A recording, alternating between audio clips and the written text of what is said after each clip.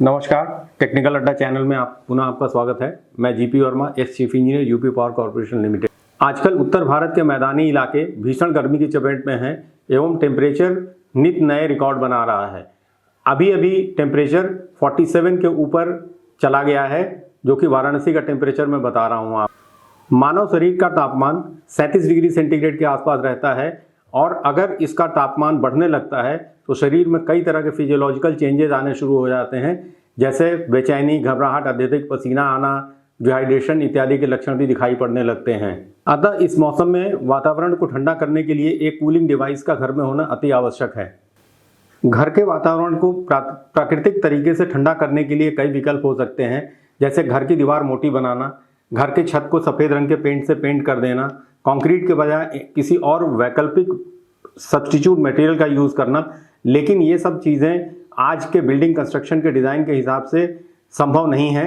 अतः इसके अतिरिक्त अगर कोई विकल्प है तो उस पर विचार करना जरूरी हो गया है। और फिर घर को ठंडा करने के लिए एक ही विकल्प बचता है, कूलिंग डिवाइसेस का इस्तेमाल करना। आज हम दो ऐसे भाइयों की बात करेंगे जो हमारे घर में आके और हमारे घर को ठंडा रखते हैं। इसमें बड़े भाई को हम एयर कंडीशनर कह सकते हैं, उसका छोटा भाई रूम एयर कूलर है। इन दोनों में बड़ा भाई निसंदेह काफ़ी एफिशिएंट है, आपके घर को अच्छी तरह से अनुकूलित कर देता है, लेकिन यह बहुत महंगा भी है, इसका मेंटेनेंस कॉस्ट बहुत ज़्यादा है एवं इसमें जो गैस यूज़ करते हैं थर्मल साइकिल के लिए, जिससे कि कूलिंग इफेक्ट हम लेते हैं, वो पर्यावरण के लिए बेहद नुकसानदेह है। इसके अलावा इसका परिचालन व्यय यानी कि ऑपरेशनल कॉस्ट भी बहुत ज़्यादा है।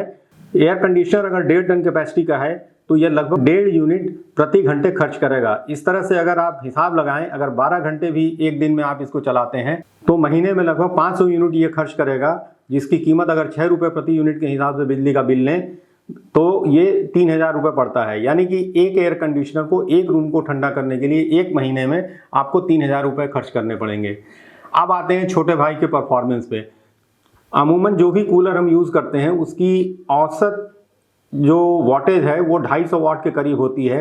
अगर आप इस पर कैलकुलेट करें 12 घंटे 12 घंटे ही चलाएं अगर इसको भी, तो इसमें जो बिजली का खर्च है जो लगभग 540 रुपये के बराबर आएगा। तो रूम एयर कूलर है ना चलाने में किफ़ायती।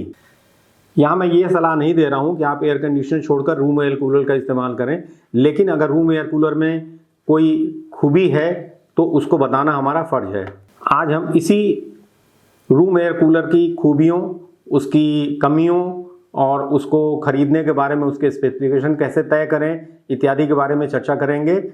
Room air cooler water evaporation के सिद्धांत पे काम करता है। एक छोटा सा वीडियो मैं आपको दिखा रहा हूँ जिसमें आपको ये पता चलेगा कि रूम एयर कूलर का वर्किंग प्रिंसिपल क्या है।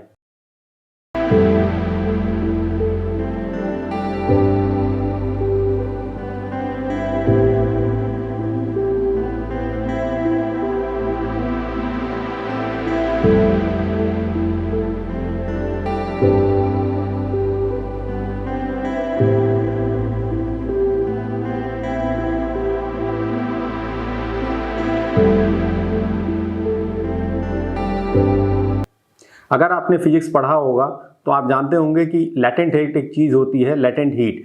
यही लैटेंट हीट इसके पीछे काम करता है। इसके विपरीत यहाँ यह भी बताते चलें कि एयर कंडीशनर में थर्मल साइकिल के लिए एक रेफ्रिजरेंट का इस्तेमाल किया जाता है जो बहुत घातक केमिकल है और पर्यावरण के सर्वथा प्रतिकूल है। यह ओजोन परत में छेद के लिए भी उत्तरदायी माना जाता है। आइए कूलर खरीदने के पहले इसकी कैपेसिटी कैसे तय करते हैं इसके बारे में जान लें। अभी स्क्रीन पे आप देख पा रहे होंगे कि कूलर कैपेसिटी डिसाइड करने के लिए किस तरह से इसका कैलकुलेशन करते हैं। कूलर प्राय 3 तरह के होते हैं। डेजर्ट कूलर जो बड़े रूम को ठंडा करने के लिए काम करते हैं, पर्सनल कूलर, और तीसरा है टावर कूलर। टावर कूलर का इस्तेमाल प्राय औद्योगिक या बड़े जगहों में किया जाता है, लेकिन डेजर्ट कूलर और पर्सनल कूलर हम लोगों के बीच काफ़ी लोकप्रिय हैं।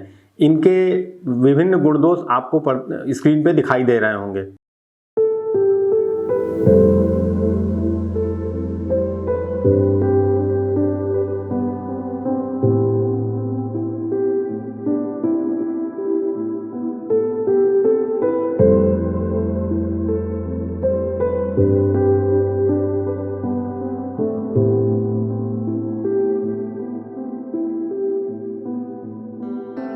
इन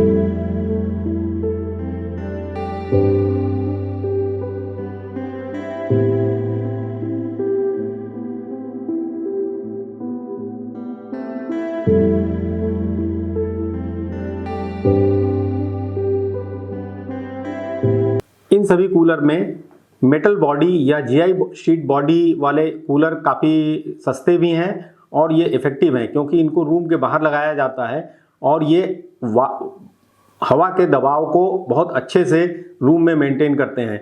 कूलर चलाते समय एक चीज़ का ध्यान रखना चाहिए कि क्रॉस वेंटिलेशन रूम में ज़रूर हो। अगर आप दरवाज़ा बंद करके कूलर का इस्तेमाल करते हैं तो ह्यूमिडिटी बहुत बढ़ जाएगी और आपको वहाँ रहने में बहुत असहजता महसूस होगा।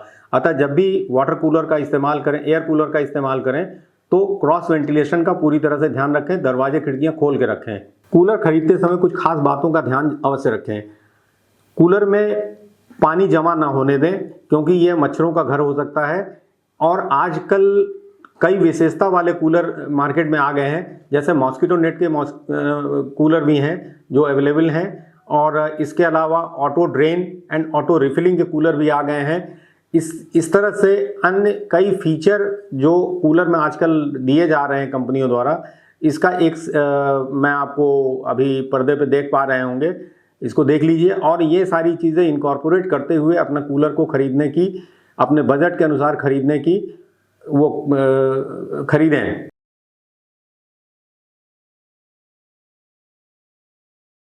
कूलर के विषय में फ़िलहाल इतना ही, फिर किसी अगले टॉपिक पे मिलते हैं। तब तक के लिए नमस्कार।